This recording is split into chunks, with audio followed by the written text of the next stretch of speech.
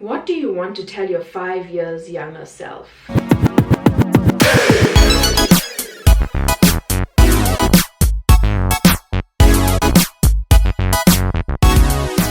Hey Sela Bellas, and welcome back to my channel. For the past 2 days I have been either on the couch or in bed, just not feeling too good.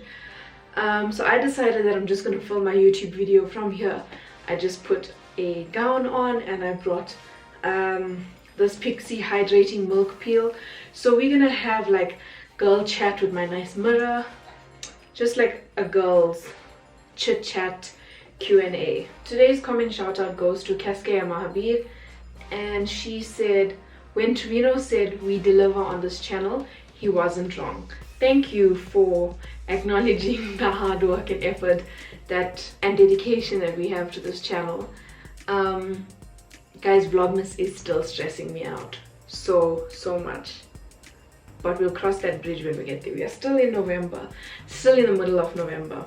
Okay, a few days ago on Instagram I asked you guys to send me some questions, especially for my new followers. So let's see, what did we get? Did you ever cheat in a test before, back in school? I think I did. I think I definitely did. Parents of all ages, anybody's parent, don't listen to this. And young children still in school writing tests, also don't listen to this. I think I actually wrote some answers on the cover of my calculator and on my eraser. And I don't think I did this, but I know some girls used to write it on their thigh. So while they were sitting there, just like lift up their skirt a little bit and answers would be on their thigh. I do not approve of cheating. Do not cheat. It doesn't help anybody. But yes, I did cheat back in the day on tests. Next question. What does your Trevino do as in his job? Right. Trevino is a key account manager at a FMCG company. That basically means I actually don't know what he does. I just know that he's always busy. Lately he's been working from like 6:30 in the morning till like 9-10 at night. He's always on calls. I think it's basically he manages certain stores in certain regions and makes sure that these stores have his company's products in them, and managing customers of these stores, I think. I don't know what exactly a key account manager in his field does. I just know that he's always busy, he's always on calls, and yeah, 6:30 in the morning until like late at night. Even though we're working together from home now, I only see him coffee breaks, pee breaks, lunch breaks, supper time, done. But I appreciate all his hard work so much. I would not be able to do this as a career if he didn't have a stable job with a steady income. And also shout out to Trevino once again on your promotion. I'm so proud of you, babe, and thank you for doing everything that you do for us. I really appreciate it. Please share with us some of your favorite worship songs. I love your faith related content. This varies depending on my mood. Sometimes I'll go old school like Saturate Me, and Israel and New Breed old school really gets me a lot, like Jesus at the Center, To Worship You I Live. But then like older songs, I was singing it the other day, Lord Prepare Me to Be a Sanctuary. I really like that song. It really depends on my mood, but lately if it's not old school songs like that, it's a lot of elevation worship. I love elevation worship. Songs like Graves into Gardens. Actually, hold on. You guys know when I got this phone, I mistakenly deleted all my music. So I haven't really downloaded much music since then.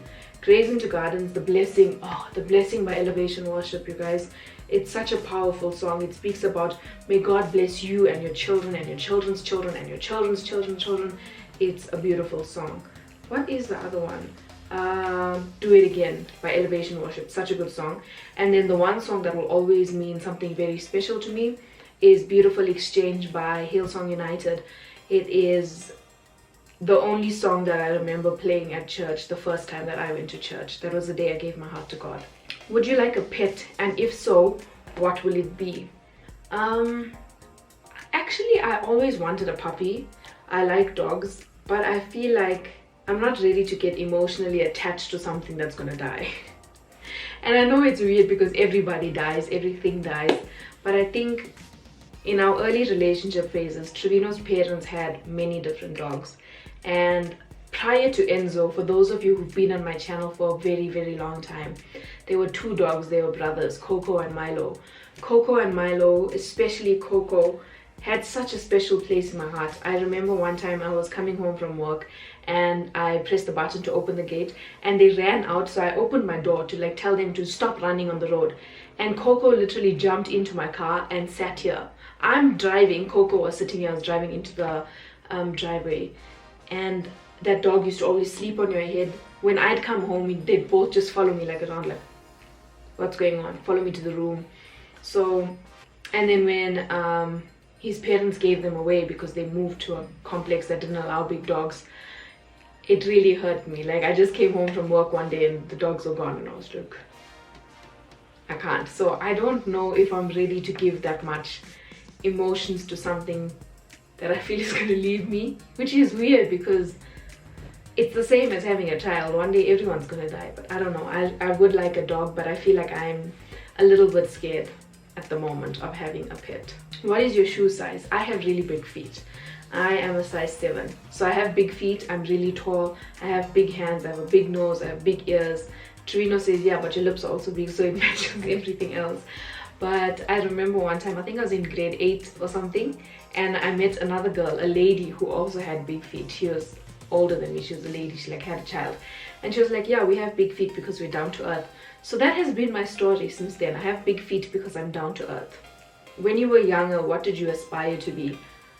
I don't think, guys, I just wanted to be famous. TBQH, like I always wanted to be famous. It was either to be a singer or actually it was just to be a singer. Yeah, I always wanted to be famous. But the one thing that I can tell you that was aspirational was I always was business minded.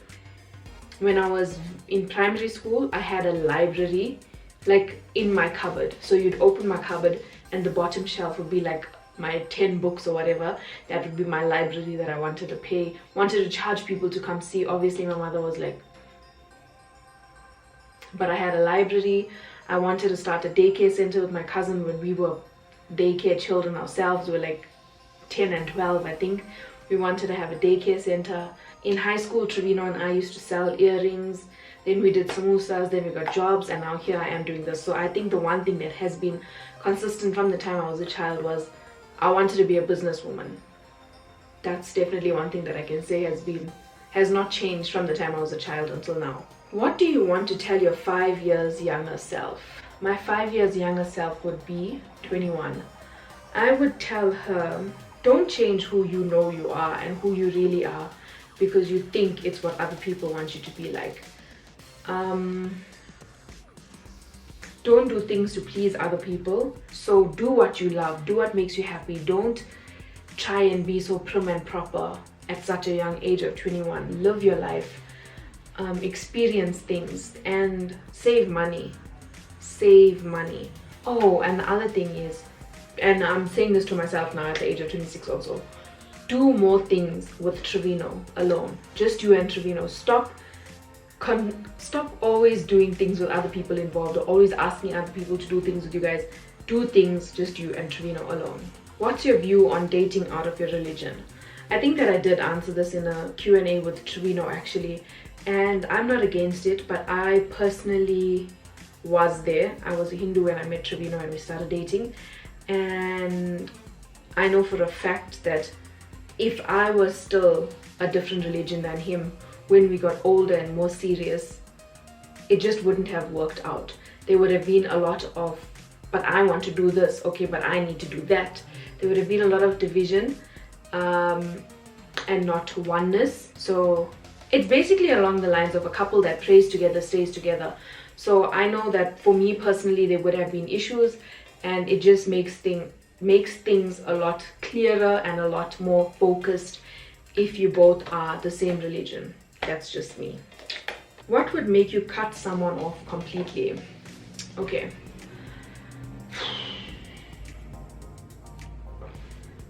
I don't think that I have the ability to cut someone off completely. And when I say completely, I mean not even think about them anymore. Not even be concerned with their well-being. There has only been 3 people in my life that I have cut off, and it hasn't even been completely. The one person is, actually there's only been one person that I've cut off from my life completely, and that's because he wasn't even involved in my life in the first place, and that is my biological father, who I call my sperm donor, because that is not a father. I spoke to him for the first time in my entire life when I was 21, and then I was like, nah, this is not for me. I cannot do this. So I don't think I can actually cut someone off completely, but I will say that I have learned to distance myself from a lot of people. I've learned to distance myself from people who don't want me to be happy, from people who bring out the worst in me, and from people who just are two-faced. You can see when someone is, I don't know if it's a real thing, but I believe that inside every person you have that feeling of knowing like, this person is not who they say they are to me. I can guarantee you they're talking behind my back, blah, blah, blah. So I've what am I saying? Just blame it on the period. I've learned to distance myself from those people, or even still have them in my life, but they're not as a part of everything that's going on as they used to be. So to answer your question, I don't think I can completely cut someone out of my life, but I will distance you and only let you see, or only let you know what I want you to know, but you're not going to be in my inner circle.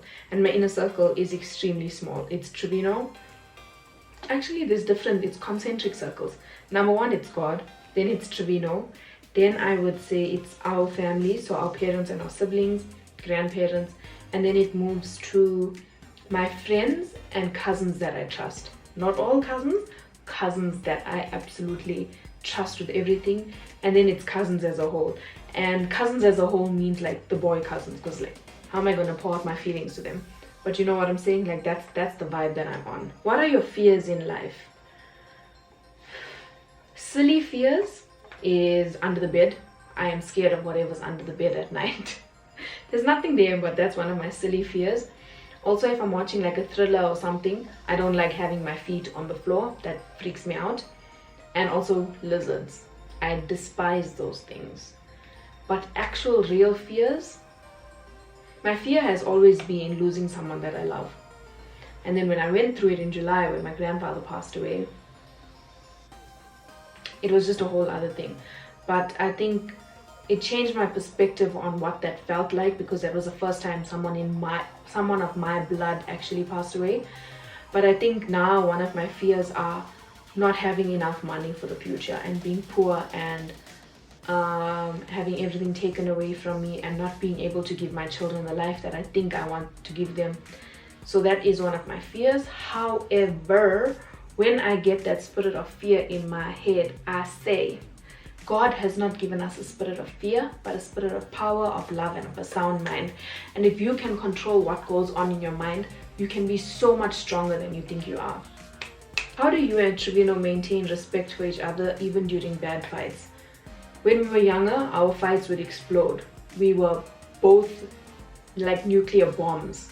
It was bad. Destruction from our mouth to anything that was in our path. Like Trevino and I would like rage when we were younger. Now what we do is we say what we want to say, but before it gets out of hands, we separate, or we just. And I'm usually the one that just, because my tongue is, he always tells me I have a very sharp tongue. So if we get angry and if we're in a fight, I just, or we both just separate for a while and then come back together and everything's normal again, because most of the time those fights are for dumb things. Have you ever rejected a campaign or a brand deal, and if so, why? Yes, I rejected a campaign because I thought that it didn't align with my brand. And then the more the brand started talking to me, the more I was like, actually this does really align. It 100% aligns with my brand. It may be something is going on here. It may be slightly different than what I usually post, but it aligns with my brand and I actually love the product, so might as well. But the only other time that I will decline a project is when humongous brands approach you to do a full-on campaign for them, but they're only paying you in product. To me, that's stingy, and your product, your little cushion, is not going to pay for my camera, my lighting, my electricity, my time to edit. So when it comes to trade exchanges, where a brand that has money, not a small brand, like small brands, if you want to send me product, cool, I'll post an unboxing on my stories, and if I really like your product, it will go on my feed. An example of that, which I don't have in this room, is Dewdrop. Cannot talk today. Dewdrop skincare, the turmeric oil. But if it's a big brand who I know has marketing budget, and they're like, no, we don't have budget for influencers, but here we're gonna send you a box worth 500 Rand for you to do a post, a whole campaign where you need to post 8 times on your page or whatever for free for this box worth 500 Rand, then I'm like, no, sorry. That's taking advantage of influencers, because guess what, guys, it is a real job. I explained this in a previous video. It's a real job. It is hard work, and we need to get paid. We need to get paid. Can you guys see my Tweety 90 underneath here? Favorite Bible verse? There's a lot. The thing with me on Bible verses is I don't know where in the Bible it is. I know what the verse is, I just don't know where it is. There's one in Romans 8. It's about something about it's about God's love for us. It's about nothing can separate. Am I even a Christian? Guys, I'm just going to be honest with you. Reading my Bible is a struggle. Struggle.com. Even reading it on my phone, struggle.com. Doing a plan, struggle.com. Listening to the Bible, struggle.com. In all these things, we are more than conquerors through Christ who loves us. I can do all things through Christ who gives me strength. I also love Psalms 91. It's about protection. There's a lot of scriptures that I like. Different scriptures speak to me at different times. But the scriptures that I do say a lot when praying is, we are the head and not the tail, above only and not beneath. No weapon formed against us shall prosper. No tongue raised against us shall stand. You will give us the desires of our heart according to the words of our mouth. That is paraphrasing. But it's about ask anything in my name. Believe you have received it and it shall be yours. And there's another one that I read last night, and I learned this in Bible college also, is ask in my name and you will receive it so that your joy can be complete, because God wants you to be happy. He wants your joy to be complete. What is your day job and what did you study? This is my day job. So my Instagram, my merch business, this right here, YouTube, me doing social media marketing as a freelancer for other businesses, that is my day job.